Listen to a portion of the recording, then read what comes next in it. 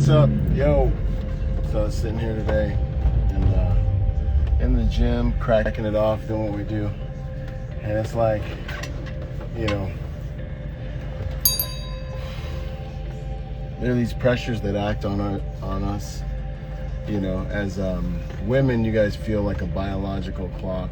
We know this because you're constantly talking about it, you know. But men have something else also that's similar to that. And it's like genetically hardwired into us, the reality that like we are the seed bearers, right? We are the life givers. We are the life bringers, right? So women cultivate life, and they're the portal in which the seed enters this physical world. But the seed of life comes from the man. The sex is determined by the man. There's some science that says even, you know, the center and the sac that the baby exists in is, I don't want to say what I read like the other day, but it's like created. A lot of it has to do with the male. So men have a role, but we have these timers and switches that are going off inside of us. You know, you see a beautiful woman, you've been trained to think you're just a dog, like you're just so broken and horrible that you notice that beautiful woman, right? It's like, no, everyone in the room noticed a beautiful woman. In fact, the women over 40 probably noticed her more than you and the homies, and they probably hate her guts, you know. So like everyone notices because beauty is part of a woman's glory. Complicated conversation around that, you know, around femininity is given and must be maintained. So if you look at a female's life cycle and many of the ways that the world sees her value, a lot of it kind of peaks out in the 20s and early 30s maybe. So, but masculinity must be developed, right? So as a man, you don't get a participation trophy, you get dropped off here and everyone's like, who cares, buddy? Like, go die in a war. Like, no one cares, you know? Like, no one cares. Good luck. And then when you start to slay a few dragons, and you slit a few kings' throats, and you start adding their capes to your train, you know, and word gets out about the type of man you are and what you can do and how you then all of a sudden people are like, okay, who is this young man? You know, like, no one cares until you show up with a couple scalps, and then they're like, okay. And you got to develop that, and then we peak out later. We start really gaining some momentum and value in our like 30s, you know. And then when you get to be in your 30s, you realize the whole kind of sexual dating, marriage kind of game. You start to level up. You get access to higher quality females because you have a kingdom and your masculinity is starting to peak. So men experience the same sexual market value in their 30s and early 40s and beyond, and that women experience in their 20s and early 30s. But anyways, that's not what I want to talk to you about. So like your lineage, and this is the pressure men feel. You see a beautiful woman, your genetics, everything in you sees her, reacts to this. You know, I don't believe anything's wrong with that. I think that's the way we're biologically hardwired, because every cell in the genome, in your genetics, that is here, that wants to perpetuate itself, is looking for the highest quality suitors for you to match with, to give your gene pool, which is the genetic material that every single man and soul that's come before you is trying to keep on the planet and help gain strength, right? And continue gaining momentum.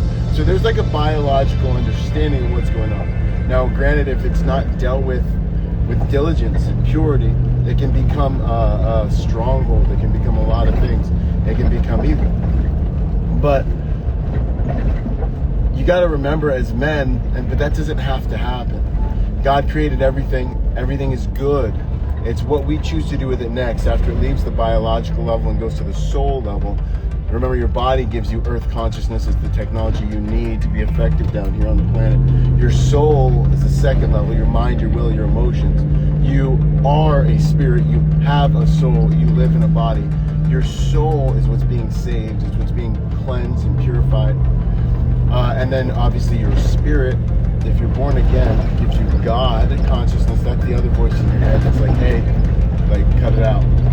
Don't stop acting like that. Don't be crazy.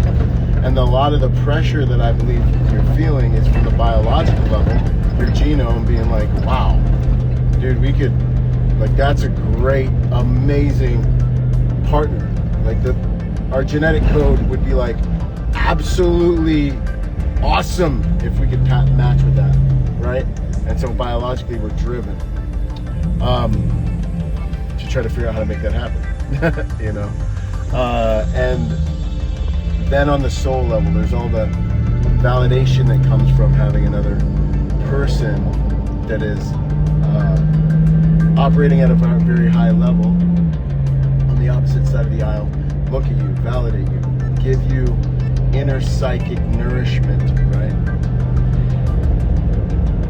Where a lot of men go wrong, and I believe it's because to men, women are the most inspirational, most validating, and most beautiful thing on the planet. An amazing thing on the planet, other than God himself, where a lot of men go wrong, especially if you don't have a relationship with God, is that we're just going to go a completely different direction than I was going to. I guess this is what God wants me to talk about. Is they take that woman and they make her greater than their identity, than their Heavenly Father, and they build a whole universe around this woman, which ends up being a self-defeating chain of behavior. It's a self-defeating ethos because she doesn't even want to be there. She wants to be able to follow you. She wants to be able to glean, be protected and provided for by you, okay? The way you protect and provide for a woman is that you create a kingdom around her, not around her, but you create a kingdom you welcome her into, or you both work on building a kingdom. However, as a king, your vision has to be kingdom focused. So understanding your mission, asking God for how to execute on it, asking God for it, and then executing on that is how you are going to literally serve her and God simultaneously. In fact, everyone tied and tethered to you will be blessed by you being able to execute on your God-given mission. And so you never want to make anything God gives you the center of your solar system, especially a female, right? Because even the right female will I think any female will perceive that as weakness, and it'll end badly for you. But the right female will definitely want to reorient that, because she doesn't have what it takes to guide you in the ways that your Heavenly Father is designed this relationship for you to be guided, right? This is like literally one of the first sins that happened on the planet.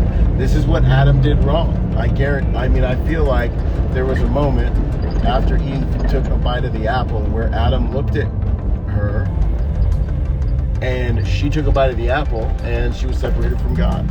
You know, that whole exchange, you know, the whole, if you do this, hey, Eve, did God really say? And then there's the bite, you know, like, if you do this, you'll be like God. This is the first mention of religion in the Bible. Like, hey, if you do this, behavior modification, which always fails, if you do this, okay, you'll be like God, right? And so then and then the other thing to pay attention to as well is, what's the first tool you use to try to destroy and kill humans? Food, bro. Food is the silent, one of his number one tools. How many people, I guarantee you more people will die from what they've consumed over the course of their life than anything else this year. Whether, I mean, you won't maybe not see the correlation, but that's really what it is, right? And so then she takes a bite, then she loses the glory that was resting upon her. She now knows she's naked. Adam's just screwed because it's the first time he's ever seen a naked woman really for reals. Maybe, I don't know, but yeah, I mean, I wouldn't want to be. Then he's got to decide between connection with God or pleasing his woman. 90% of you are going to choose to please your woman. I'm just saying. God's got something he's been asking you to do for your whole life, and you know, you're not doing it because you're worried about what she's going to think, what she's going to say. A happy wife, happy life. Well, I don't want to make her feel. You know what I'm saying? That's 90% of you guys, man. Because I talk to you guys on sales calls every week, and I get to listen to you being like, well, I got to see, you know, like God came to so many men in the Bible, and I ain't never heard a single one of them be like, well, let me go talk to my wife about it and see what she thinks. Abraham gets told he's got to go east, and he goes back inside to talk to Sarah, and he's like, hey, Sarah, so God showed up today, and he said we have to go east. And then she's going to listen. You know how this is how the conversation goes, because women have needs for security and all these other things. So she's going to be like, so where are we going? And he's going to be like, well, God told me we got to go east. And she's like, okay, so like, what's the plan? They always need plans, right? What's the plan? And he's going to be like, well, he's God. And Sarah's going to be like, shut up, Adam. I mean, Abraham, right? So the reality is many are called, but few are chosen, because things like this get in the way of people actually taking action on the things that God's called them to do. Whether it's their own lack of intimacy with God, so you don't know who he really is. Lack of struggle credentials. This is your first major challenge. So you don't really know that he's gonna actually come through for you for reals, right? But this is how you climb, right? Many are called, but few are chosen, because very few will actually go do the thing to have the power. So as men, your whole ancestral chain, I'm convinced, is up there in heaven, and they're watching if they made it to heaven, and or in hell. Both. I mean, there's a story about Lazarus where like both people on the top and bottom can see us down here living, and they're watching you, and they're like, yo, who's it bad is it, bro? And they're like, oh, it's Jeff. Yo, Jeff's up. Okay, cool. Yo, Jeff, son of Jason? Yeah, son of Jason. Okay, cool. Like, man, I hope he makes the most of this, man. I hope he gets it. I hope he gets after it. I hope he takes action. Man, one of the worst things that happened to me was after I died, when I was at the, I was sitting there and God was like, yo, this is what I have for you. You were supposed to be this. You were supposed to do this. You were supposed to impact these many lives. This is your mission. This is your assignment. You're supposed to unlock this aspect of your personality. Do this invention. Make the world better by this many units and integers. And, what'd you do? Okay, you did a 9 to 5. You talk to people about Jesus in your office sometimes. Okay, cool. Well, you were supposed to impact millions of lives, but I guess you get to go to heaven now. Cool, bro. Cool story, bro. Like, right? And now all your ancestors are up there staring down at you, and they're like, yo, Jeff, come on, man. Ask her out. Like, come on, Jeff, take action on the idea. It's an entrepreneurial idea. This is your destiny.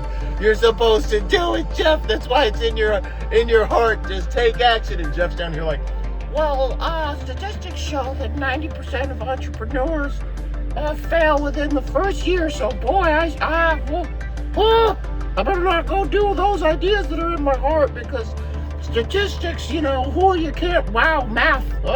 And that's most of you guys, bro.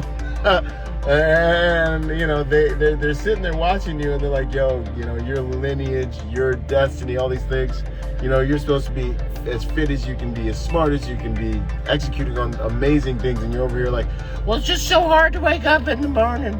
It's just so hard. It's hard. Hard. I'm tired.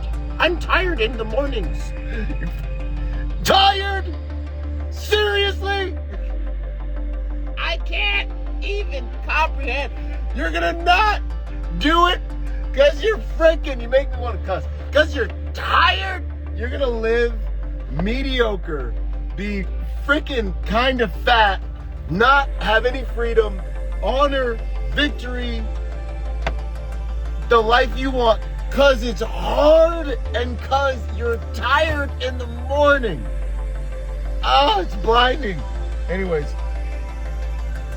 kill yourself to get what's yours.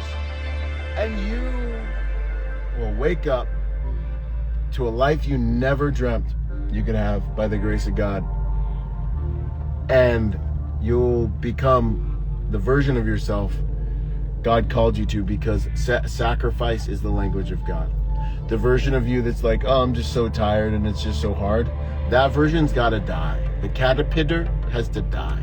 That weak, pathetic version of you needs to you need to slay that version of you. Probably something like 3,000 or 4,000, 5,000 times till you get to the thing.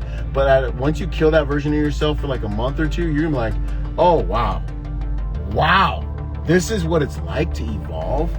And it's the most amazing thing in the world. And it's the only way to truly live. And I really hope you I really hope you have the courage and the guts and the balls, and God gives you the strength to go after the things you want in life. Because this joint is ruthlessly ticking away. And all these Christians, I'll end it with this, all these Christians out here, I just want to hear, well done, my good and faithful servant, when I get to the gates. You really think that that's what you're going to hear while you play it safe, like your whole life? Like you just do your 9 to 5, you don't take action on any kingdom objectives, you just playing it freaking safe? Like what have you done? What have you done? What risk have you taken?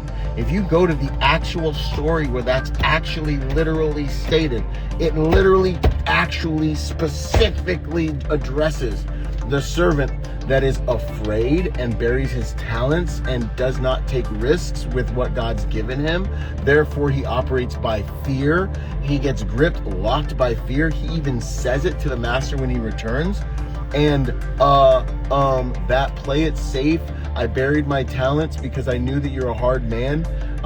So I was afraid. And so here's your play it safe results. And God calls him a wicked and lazy servant. He throws him into utter darkness where there is weeping and gnashing of teeth. He takes away what that servant had and gives it to somebody like me who's going the freak for broke after it, and is taking spears and hits and executing by the grace of God, and says, to him who has, more will be given, and to him who doesn't have, even that which he had will be taken from him. So what choice do you have then but to find a way to do what you say you're doing, which is believe in God and get after it? Because that's the real reason you're not doing it. You don't know who you are because you don't know who your Father is. You're not finding your identity in him. I don't go after these things because I'm so good. I go after these things because I know who he is, based on who he says he is and based on what he's shown me. And so I have the courage to take entrepreneurial risks and go after things I would never in my right mind ever go after.